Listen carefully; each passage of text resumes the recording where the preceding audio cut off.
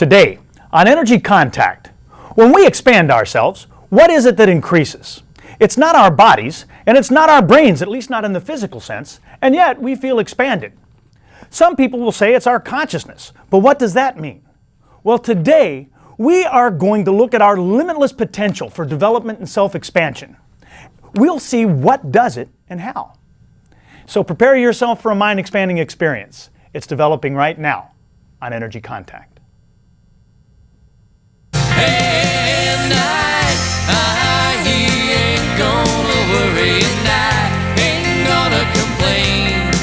I'm gonna drive away all these doubts I've been keeping, and I'll keep my mind on better things.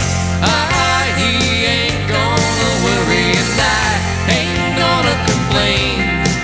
I'm gonna drive away all these doubts I've been keeping, and I'll keep my mind on better things. Just keep my mind on better things. Hello, and welcome to Energy Contact.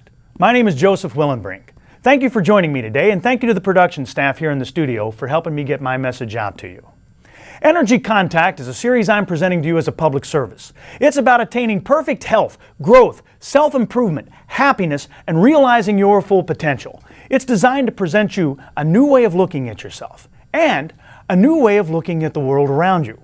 We're talking about things that have to do with making an energetic contact with yourself internally and with your environment. There's no difference between the body, the mind, the spirit, the emotion, the intellect, the ego. Name a part. There's just no difference. There's no difference between mass and energy either. There is something about us that just loves to separate, to classify, to categorize, to take one little tiny cell out of the whole, look at it under a microscope, and think we understand everything. But in fact, all that self-improvement takes place when we do just the opposite. It happens when we push these things together, when we combine, when we make an energetic contact between the physical world and the unseen one. We're presenting on these programs a brand new paradigm that is thousands of years old. We're presenting extraordinary topics for ordinary people. And let's move right ahead with that. Let's bring up our first slide. Everyone, please understand that I am not a doctor. This show is not a medical show, medical advice show, medical talk show. It's not a medical anything show. Couldn't be further from it. Now, I call myself an energy healer or a chakra healer, things like that. But state, federal, and local governments do not. It's important to understand that. There's a lot of important information on your screen right now. Please give that your full attention, if you will. But when you've got it down, now would be a great time to locate a pencil and paper. And now here's why you want to do that. At the end of this show, we're going to run some credits, and on those credits, there's going to be contact information for me. Now, I invite and encourage you to contact me. I'm sort of hoping that something I have to tell you today might inspire you to want to do that. But in order to contact me, you're going to need that contact information. In order to get that, you're going to need a pencil and paper. There'll be plenty of time to jot that stuff down when the credits roll if you've got your pencil ready. So please locate that now. All right, let's come back up here. Today's show is episode number 76 of Energy Contact. And if you're tuning in for the first time today, thanks and welcome. Stick around, you'll enjoy the show. These shows are sequential. They build, so we're talking about things today that we've introduced and explained and defined previously. There's some ramp-up stuff, some up-to-speed things you will have missed out on. However, I do my very best to make sure that every program has a lot of value on a standalone basis. And so you'll get a lot from today, all by itself. However, if it is one of your first times joining me, and if what you see piques your interest, well then I'll encourage you to look around, because there will be earlier programs airing at later times. They'll either be re-airing right here on this station, or they'll be on at different days and different times in different areas. And if you look for them, I'll appreciate it. All right, and now's the time of the program where I get to introduce my co-host to you. Let's get my buddy Slim on camera. There's Slim, and Slim is here for a reason. Since we're talking about what the energy contacts in the physical self, we need to know a few things about a few things, don't we? We need to know a lot about energy, and this program is all about energy. But all of that energy out there, somewhere in some abstract place, it does us no good whatsoever. It does us no good until we bring it into focus, until we bring it into contact with something. Well, Slim is here to help us understand what that thing is that the energy contacts. Remember, a body without energy is just a corpse. And energy without a body, well, it might be a number of cool things, but none of them are human. All right, previously on Energy Contact, we have been looking at your chakras and your aura. We've been looking at invisible things, and we have seen that what is visible and what is invisible have absolutely nothing to do with what is real and what is unreal. Matter doesn't matter. It's just a projection. It's an optical illusion. It's a hologram. It's that invisible world of wavelengths and frequencies and vibrations. That's all that's real. That's all that's important. Now, here within this physical world, everything looks like something else. Everything is modeled after other things. We're in a world of scale models, and we've seen atoms that look like solar systems, people that are just big cells. We've seen mass that acts like waves, visible things modeled after invisible things. And that's what this physical body is. Just a visible thing modeled after invisible things. And that has led us to look at our aura, our subtle bodies, and to look at them in some detail. Now, the frequencies of all of these invisible things lie somewhere upon what your science book calls the electromagnetic spectrum. And our investigation of that has revealed to us that there's a whole lot going on that your senses are not perceiving. Our aura consists of these waves of the electromagnetic spectrum. We've seen that we really don't have an aura. In fact, we have a series of bodies, a series of subtle bodies, sheaths, layers, shells. We're seeing that our physical body is just one of those visible things that's modeled after those invisible things. It's an unreal entity based on a real prototype. But most people, even people who know that these aura bodies exist, don't really know what they are, what they do, what they're there for. Why? Well, because they're preoccupied with all those things that aren't real. We've seen that the 7 main chakras in you have a one-to-one correspondence with your 7 main bodies. That is, each one of those main chakras corresponds to one and only one of your bodies. One physical body and 6 subtle bodies, far less visible but just as real as the physical one.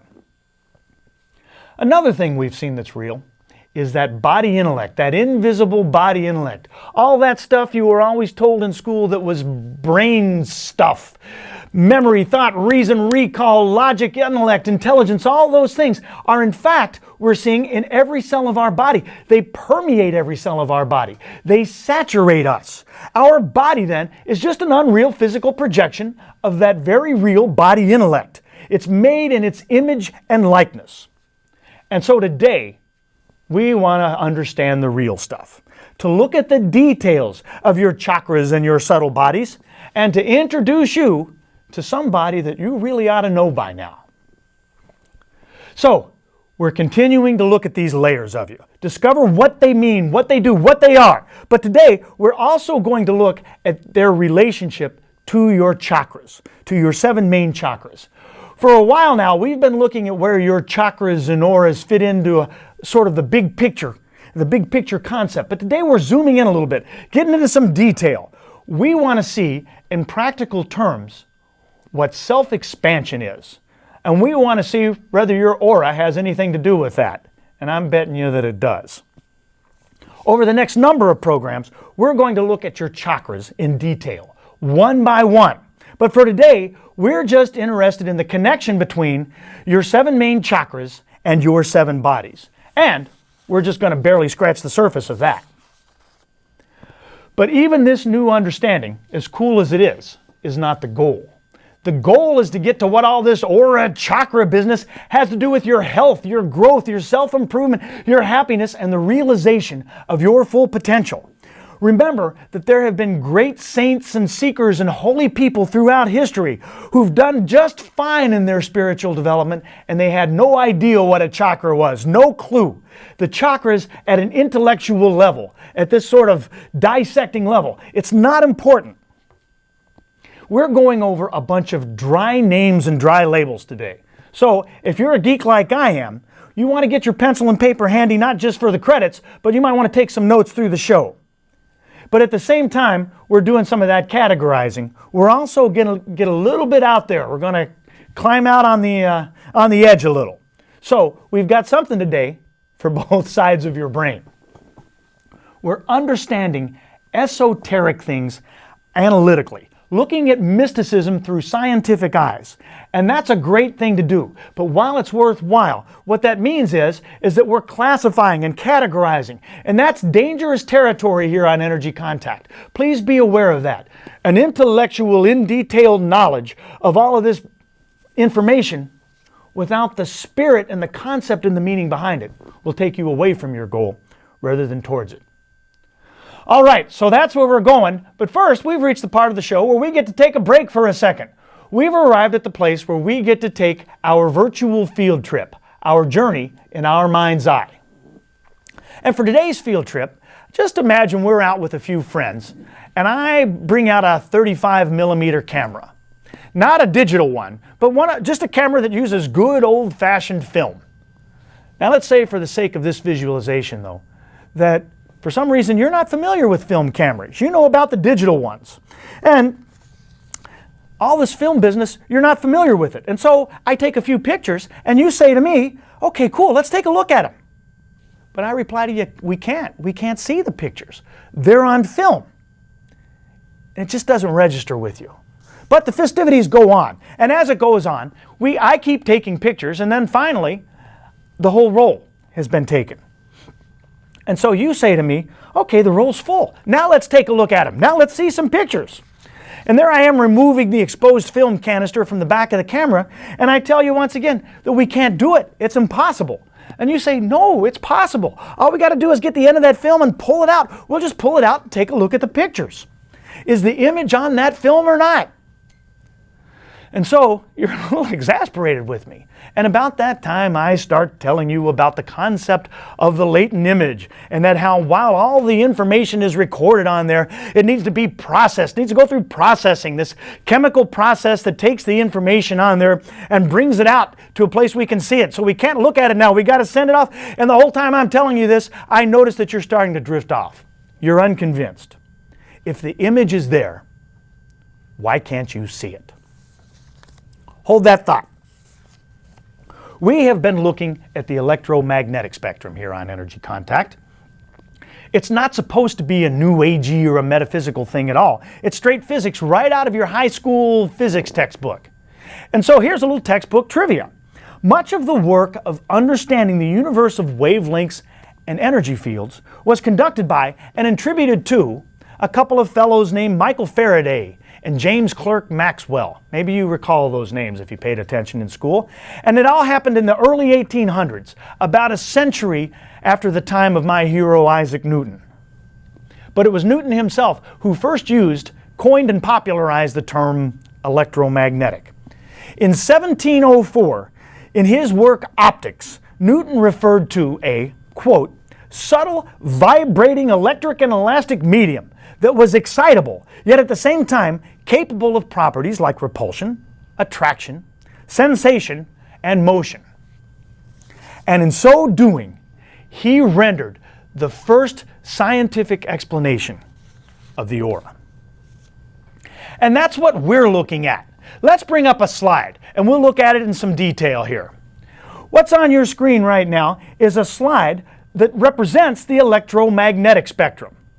This is that electromagnetic spectrum. It's the universe of energy fields, or at least as much of it as we know about, represented by that gray bar that covers the whole width of your screen there. Now, of the entire universe of wavelengths going through you and into you and out of you right now, represented by that, all you can see is that tiny little section there in the middle, that little section in white with that red circle around it. And that tells us that there are a lot of very real things going on in the universe of which your physical senses have no perception whatsoever. The other 99.99999% of everything is completely unintelligible. The visible spectrum there is ostensibly made up of the 7 colors of rainbow, and they're all in that little middle section. And in this universe, in the entire universe, that's all you see, those colors and their reflections. But even those colors aren't real. There's only the pure white light. Color is just a perception. It's just reality bent through that prism there. And when it bends, it fragments into the appearance of the colors of the rainbow. All right, let's come back up here. One thing that is variable about the electromagnetic spectrum is intensity. It's like a rheostat, like the dimmer switch on the lights that have the variable amounts of light. And that has something to do with your aura, and it has something to do with your self-expansion. We've seen that aura is really a group of things. Things the old yogis called our subtle bodies. We have 7 bodies. We have 1 physical one and 7 more subtle ones. Now we can envision those subtle bodies as having layers like an onion, and we can imagine their appearance being a little bit like the wavy lines down the road on a hot day that you see. Now, one of the things that makes the 7 main chakras main, in fact, is the fact that they have a 1-to-1 correspondence to each of these bodies. So each of the 7 main chakras corresponds to 1 and only 1 body. Let's go back and look at another slide, and we'll investigate that 1-to-1 correspondence. Let's bring that up. You can see there on the, what is that, the left of your screen, those onion-like layers represented there. Those represent the subtle bodies. And we can also see that not only are there names for these bodies, but that the names are descriptive of what they do. Energy falls up, and we can see from the arrows on that fellow that we're moving upwards too. Let's follow along with those arrows. The first thing that we notice is that the colors correspond to the colors of the visible light portion of the electromagnetic spectrum. Red, orange, yellow, green, blue, indigo, violet. Okay, but now let's get specific. Notice that root chakra, we're starting from the bottom, that's where we always start. Notice that red root chakra corresponds to the physical body. That's what it is. It's the chakra of the physical body. And that's profoundly important because it means that every physical thing going on with you, everything, is caused at and is solved at the very root of you. And the reason that you're not fixing them is because you're not looking there. And that's about 50 episodes of Energy Contact right there. But for now, for today, we're just going to glance by that. Let's move up. The second chakra, that orange one there, it corresponds to your emotional self, your emotional body. And that's profound too. The yellow third chakra corresponds to your mental body, your mental self. A spiritual thought has a yellow color, in fact, according to the old yogis. That green fourth chakra, that's the heart chakra, and it corresponds to the astral body. All that astral travel you hear about in the astral plane, it's a journey of the heart, literally and figuratively. Next up is the blue throat chakra, which maps to something called the etheric body. And then there's that third eye chakra that everybody seems to be so enamored with, which is the chakra of something called the celestial body. Now that top chakra up there, called the crown chakra, is the chakra of something called the causal body. And the causal body is so named because it is the cause of the physical body. Remember when we said that the first and the seventh chakra were the front and the back of each other? You can see that on the other side of your screen. All the middle chakras have a front and the back. The first and chakra don't. They're sort of the front and back of each other. And here you go. Now you start to understand why. The first chakra has everything to do with the physical self. And the seventh chakra has everything to do with the fact that you have a physical self. All right, let's come back up here. Now that crown chakra is aloof. So the only way we're going to get to it is from the bottom up. We aren't going to concern ourselves with it, with really any of those top few chakras, until we know a little bit more how to get there. And all of this talk about chakras and about moving upwards into chakras brings us to our story of Shakti and Shiva. Remember that? It's an old parable used to describe how energy flows in us. Let's quickly review it. Once upon a time, there was this lady named Shakti, and she has this boyfriend named Shiva, and she wants to see him. She wants to be reunited with him very, very badly, but she's very, very far away from him. And Shiva's not moving. And so Shakti knows that if she's going to find him, if she's going to be reunited with him, she's going to have to do it herself. It's up to her. And in order to do that, she's going to have to launch off on a journey. And in order to complete the journey, she has to get through obstacles and past a series of perils and tests, things like that. And in like video game fashion, her reward for succeeding at getting past one level of tests is to move up to a harder level. And if you think that's a problem, it gets worse than that. She's trapped. She's caught in a cage. And before she can even begin her upward journey, she has to break out of that. Now, way back when we started talking about the energetic you, we introduced a mystical energy called Kundalini Shakti. Notice the word Shakti in that? It's named after the hero of our story. And we looked at something called the Sushumna Nadi. Let's bring up another slide and we'll take a look at that again.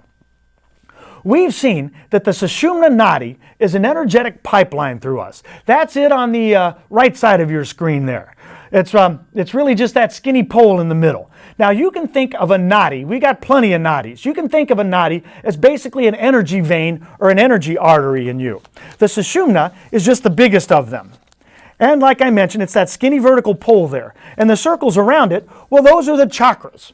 The Sushumna is roughly in the same space as our spine. And that medical symbol you see there, that's called a caduceus, and that's where it came from. It is a homologue to the Sushumna and the spine. Those snakes on that caduceus, those are a couple of other nadis, and we'll look at them in a while. And those dots on it represent the chakras too. So you've got chakras on both sides of your screen right now.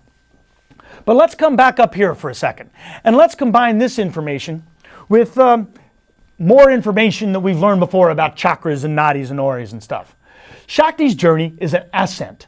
It's uplifting, literally and figuratively. The Sushumna is the pipeline along which she travels. The chakras are the nodes. They're the crimps and the obstacles. But they're more than that, as we'll see. And the Kundalini Shakti is the energy of her journey.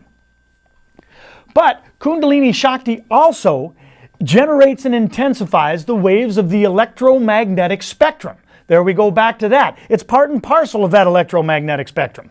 And as these waves increase in intensity, they weave a web that constitutes our 7 main bodies. You following me? I'm getting a little abstract here, but stay with me. It gets easier and it gets a lot more fun as we go. Let's go back to that one-to-one correspondence between the 7 main chakras and the 7 bodies.